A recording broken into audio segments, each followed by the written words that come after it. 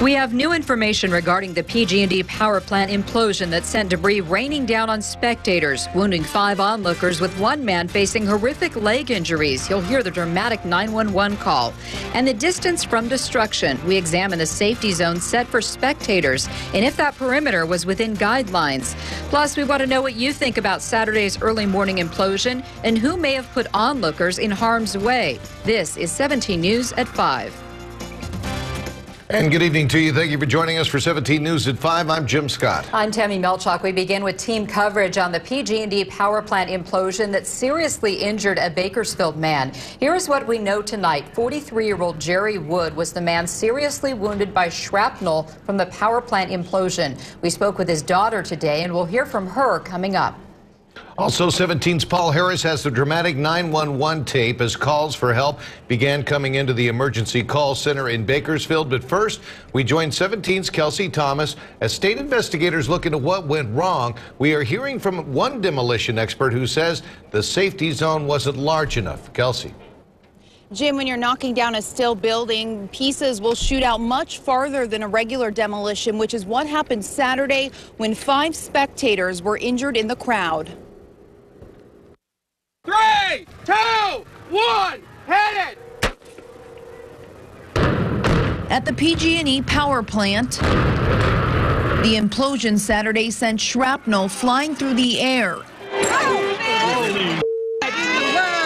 into a crowd of spectators. It's actually, a real tragedy, and it shouldn't have happened.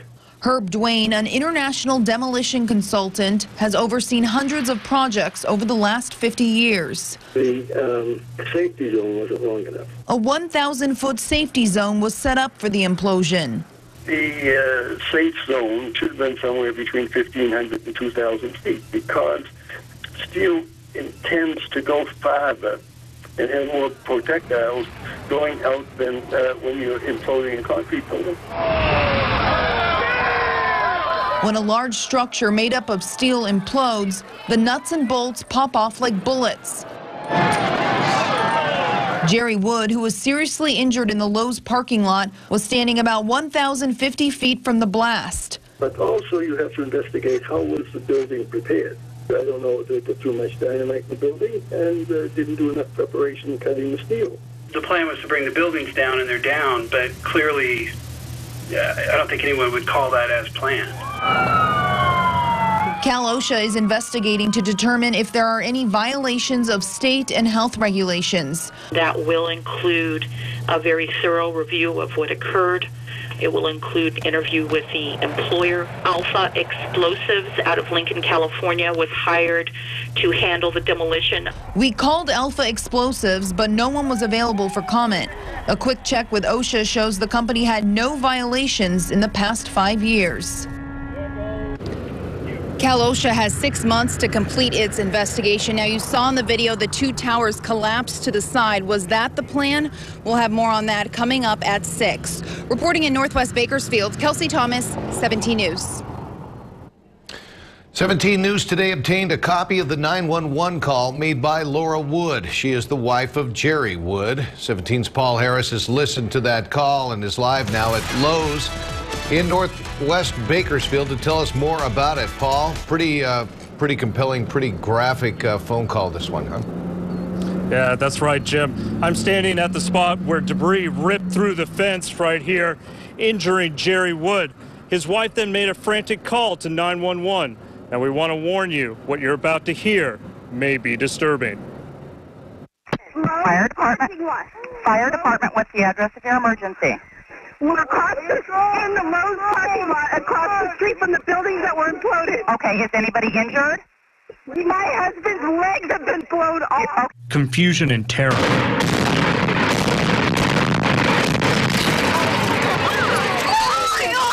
As Laura Wood calls 911 trying to get help for her husband. The 911 operator mishears and refers to Laura as Joan as she assesses the situation. Are both his legs gone? They're barely hanging on. Okay, stay calm, okay? I've got help on the way, okay?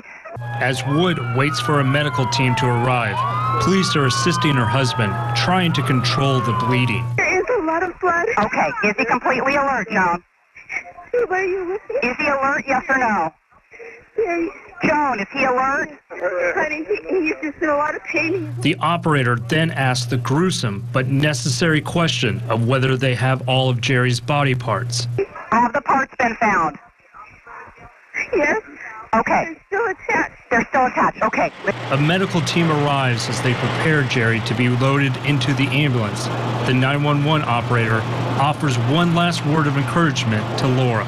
Listen, you did a good job. Good luck to your family. Okay. All right. Bye-bye. Now, we posted the entire 911 call to our website, kget.com, if you'd like to go there and listen to it. Live in Northwest Bakersfield, Paul Harris, 17 News.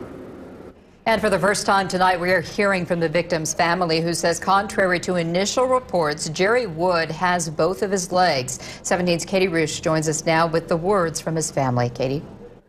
Tammy, the Woods say they're relieved their father is alive. And right now they say they just want to express their gratitude for the community's support. We spoke with Jerry Wood's daughter outside their family home today. Brianna Wood said her father is at Community Regional Medical Center in Fresno. She says Jerry Wood is scheduled to have multiple surgeries tomorrow, not for an amputation, however. Thankful, I guess, blessed. I don't know, I'm blessed that he's here. He used to have both of his legs. All of his toes, 10 toes. Brianna Wood didn't want to say any more than that, waiting until she heard more about her father. But she did want to thank all of those people sending their thoughts and prayers, like her neighbor was. My prayers are with the family. They're a wonderful family, and I pray for his total recovery, and I pray even that he does not have to have the amputation. Jerry Wood's wife expressed thoughts of hope as well. She posted their wedding photo on Facebook saying, "I thank you, God, for another day that I can kiss this man, the love of my life." Brianna Wood did not say when her father would be able to return home from the hospital. She says right now doctors are focusing on saving his legs. I'm Katie Roosh, 17 News. Thank you, Katie. So who could face liability in this case? Bakersfield civil attorney Daniel Rodriguez appeared on 17 News Sunrise this morning to talk about who's to blame. 17's Maddie Jansen has more now on what he had to say.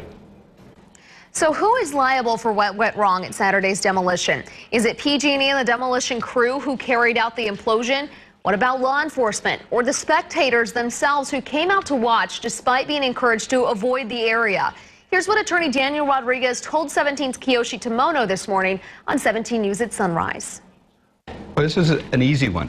It's the demolition company. They had the responsibility of figuring out what was a safe zone. Safe zone means where people are going to be safe. They're not going to be injured.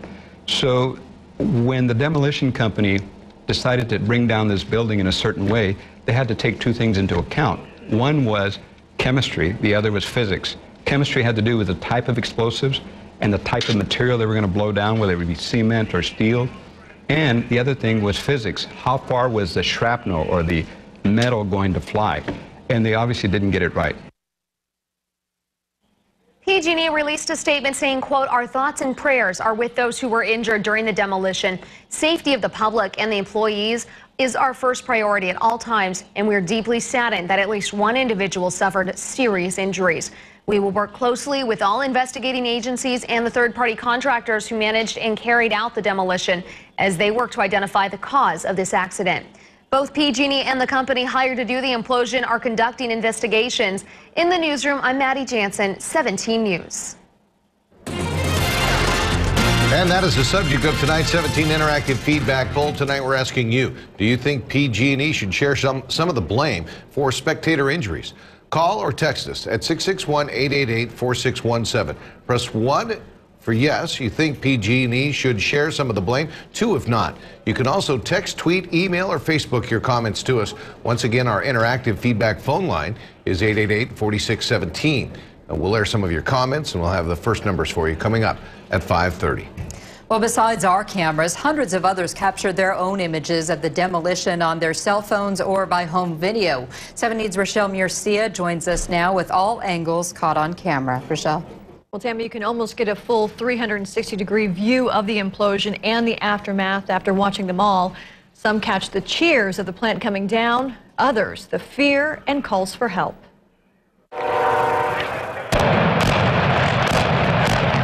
What can be clearly seen in our video, all sizes of debris blasting off the building toward crowds. She got hit. Come on. 4, 3, was not so visible from the ignition site. hit it!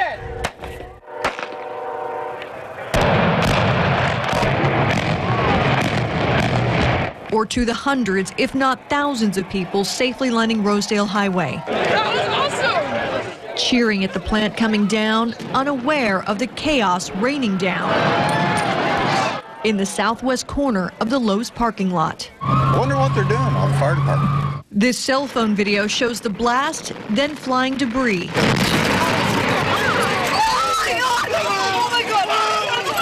And Doug Porter was right next to a car hit by a projectile and possibly grazed himself. Dude, I freaking felt something like sting my leg. And viewers sent us these photos. A dented BPD car, a piece of shrapnel found in the parking lot, and a truck, its metal torn from being hit. On the backside of the building from Brimhall, our cameras catch another view of chunks flying off of the plant toward people like Bobby Holland. And pieces flew all the way over to here. Seconds later, people nearby call out for help.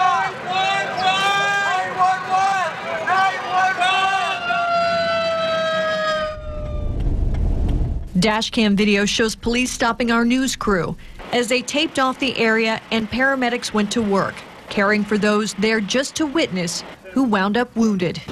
We were in direct line of the blast, and it should have been blocked off completely. We should not have been allowed to stand where we were.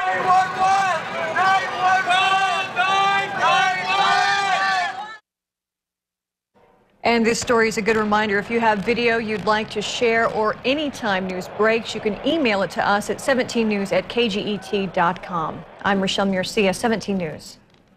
Wow. All right. Still to come here on 17 News at 5. On high alert, 19 diplomatic posts closed tonight because of a terror threat, and the head of al-Qaeda is calling on his followers to take action. We'll have the latest on the threat coming up. Plus this. She was able to place her hand on one of the officer's firearms and actually fire the firearm while it was in the holster. A bystander is wounded by a police officer's bullet after another woman struggles with the officer. That story new at 5:30. And temperatures not quite as warm today, 94 degrees currently, and we're going to get even cooler. That's next in Pinpoint Weather.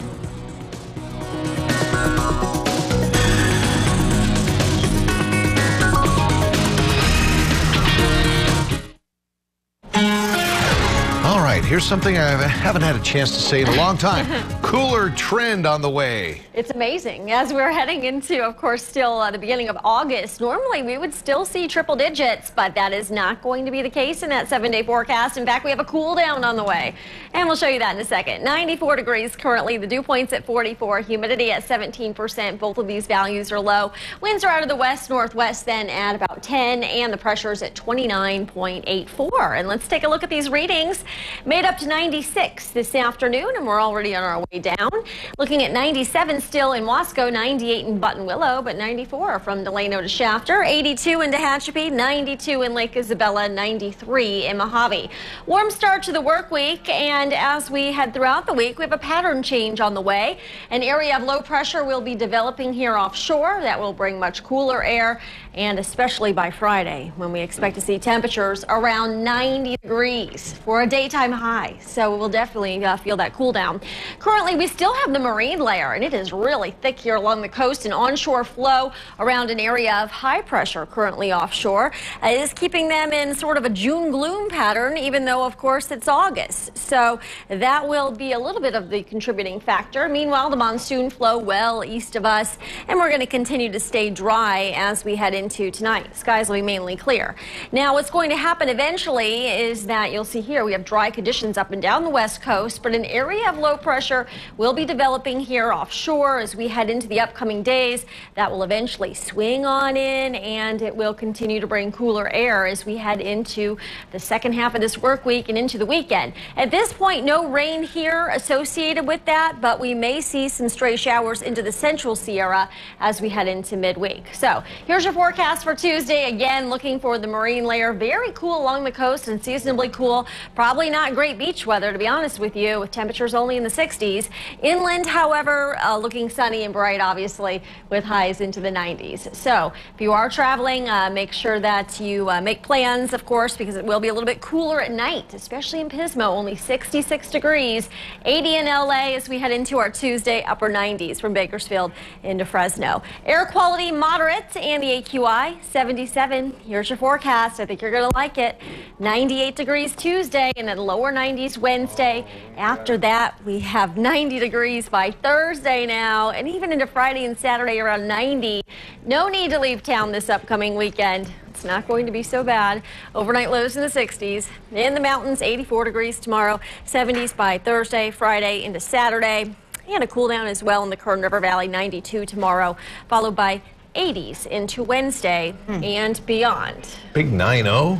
I know. Saturday? I love it for August. For Thursday. Enjoy it. We will. All right, thanks. Great. Still to come here on 17 News, U.S. officials talk about what has them concerned about possible terrorist attacks. We obviously, as I said earlier, believe that this threat is significant and it is ongoing. The latest information on why government officials shut down U.S. embassies and remain concerned.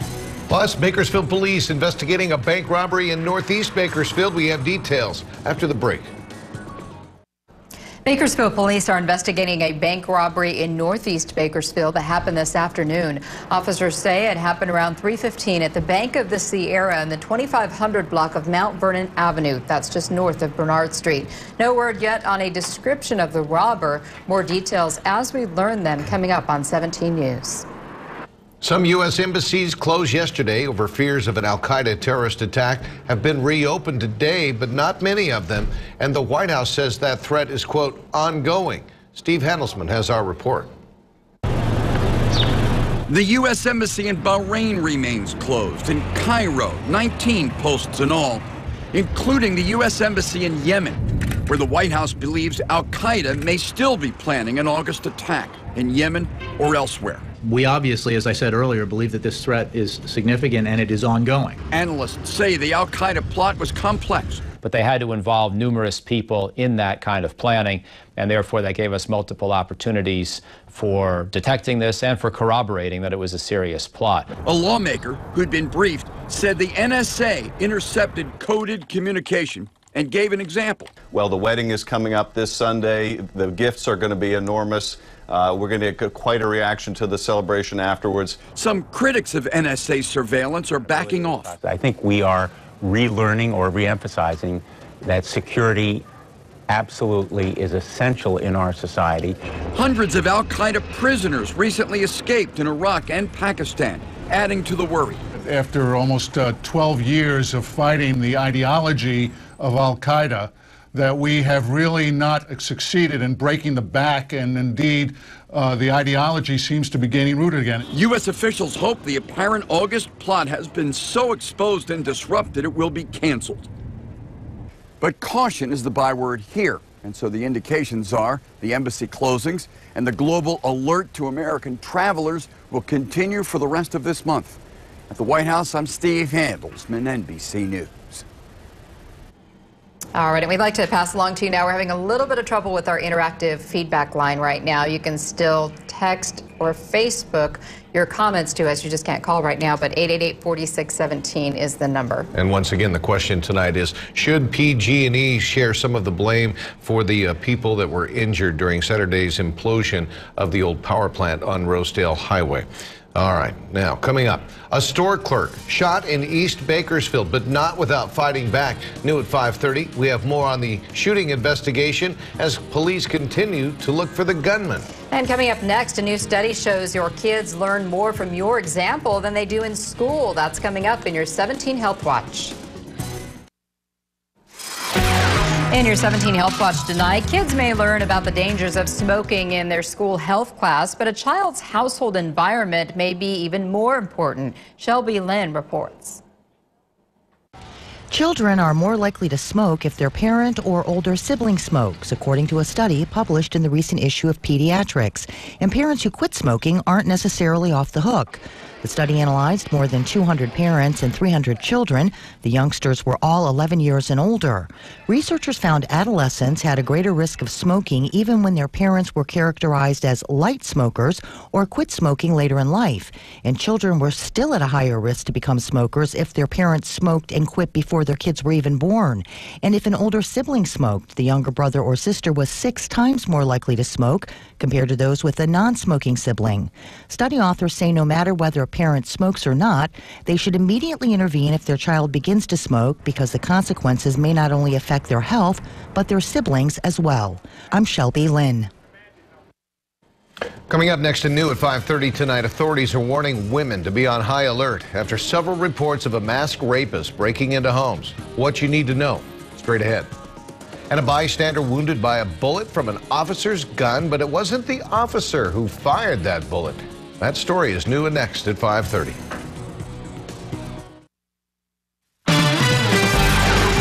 Working in the spirit of the Golden Empire, this is 17 News at 5:30 in high definition. New at 5:30, a bystander was wounded by a ricocheting bullet this morning as an officer struggled with a woman for control of his holstered gun. Officers had been called to that South Bakersfield neighborhood just after 5 this morning. There had been a reported peace disturbance there. 17's Kiyoshi Tomono with a look now at how it all unfolded. The investigation called for close inspection this morning off of Hughes Lane and Arlana Street. Just 2 hours earlier, an officer was here struggling with a woman for control of his holstered gun.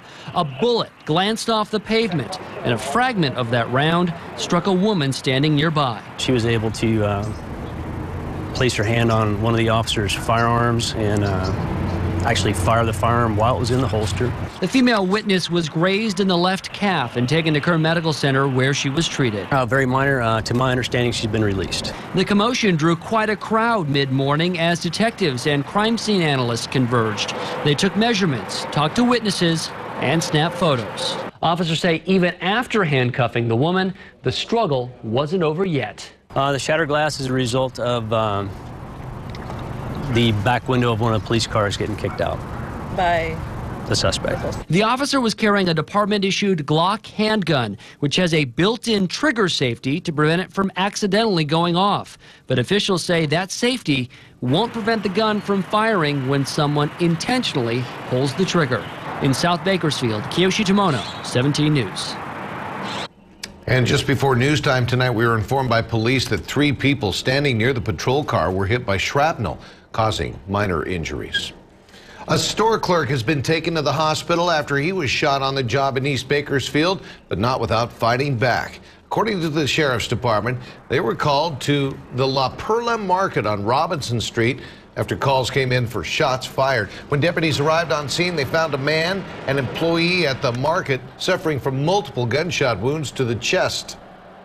The information we have at this point is that the suspect entered the store, confronted the clerk. Suspect was armed with a handgun.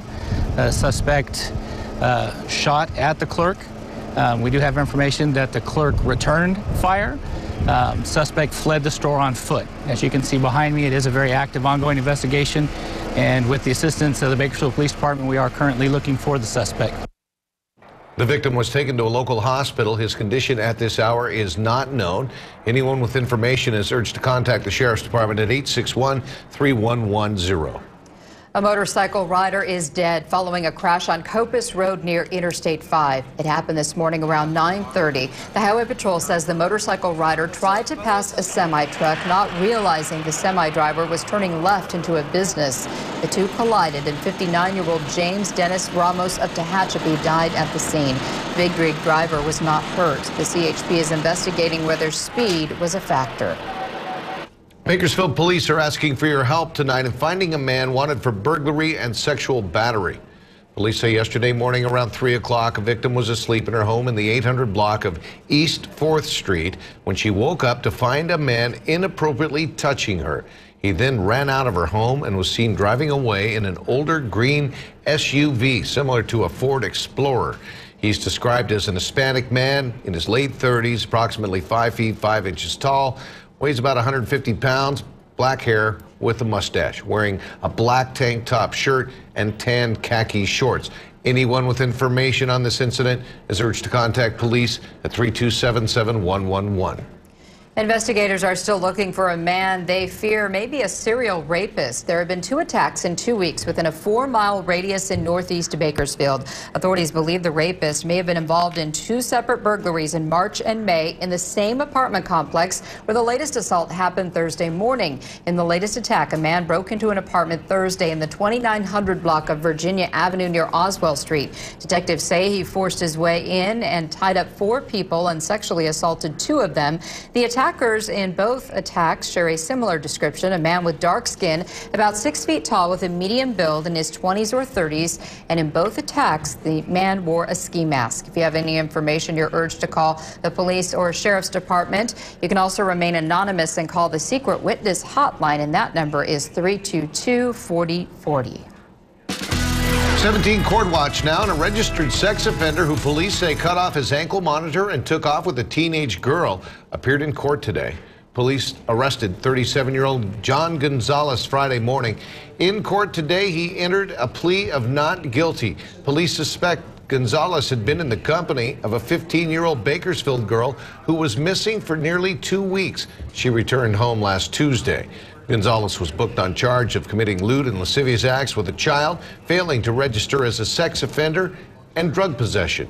Police also arrested 43-year-old Concepcion Romero on charges that she helped harbor Gonzalez. She also appeared in court and entered a not guilty plea.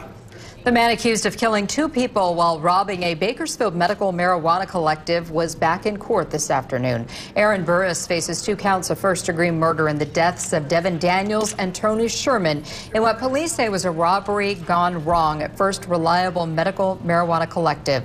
Last week, a judge postponed the arraignment until today, and again today, Burris's hearing was postponed for another 2 weeks.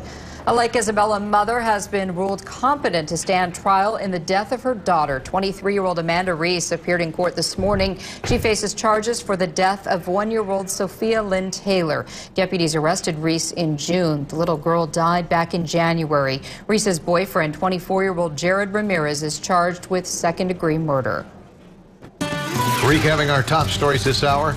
At the PG&E power plant, the implosion Saturday sent shrapnel flying through the air into a crowd of spectators. A 1,000-foot safety perimeter was set up for Saturday's implosion.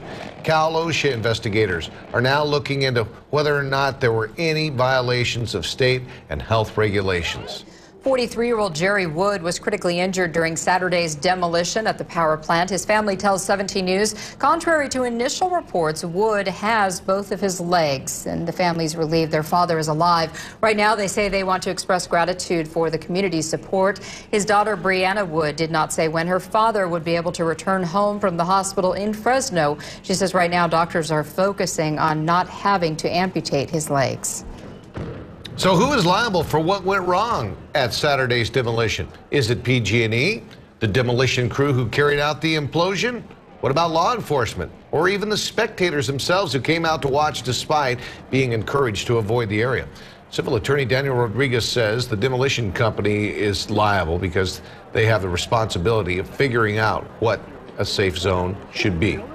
And that is the subject of tonight's 17 interactive poll. We have been asking, does PG&E, in your opinion, share some of the blame for spectator injuries? Here's how about 150 of you are voting so far. 24% say yes, PG&E should shoulder some of the blame, and 76% say it should not. Here's a look now at some of your comments tonight. Janet writes, no, the company that did the demolition and the police who enforced it, in her opinion, should shoulder the blame. Here's a look at one of our text messages. It reads, why would it be their fault? PG&E's. Everyone was advised to stay away. And a tweet received says, no, people shouldn't have been there. Tina Croxton Minton says, try all to blame. Vegas demolishes huge buildings all the time in the middle of town, and nobody ever gets hurt. And Maria Campbell says somebody always wanting to blame somebody else. I'm sorry, people got hurt, but you take your lives into your own hands when you go someplace dangerous, when you are warned and told to stay away. A lot of different opinions tonight. What's yours? Give us a call or text 888-4617. It's back up and running. Press 1 if you think PG&E shares some of the blame for spectator injuries Saturday, and 2 if not. You can also text, tweet, email, or Facebook your comments.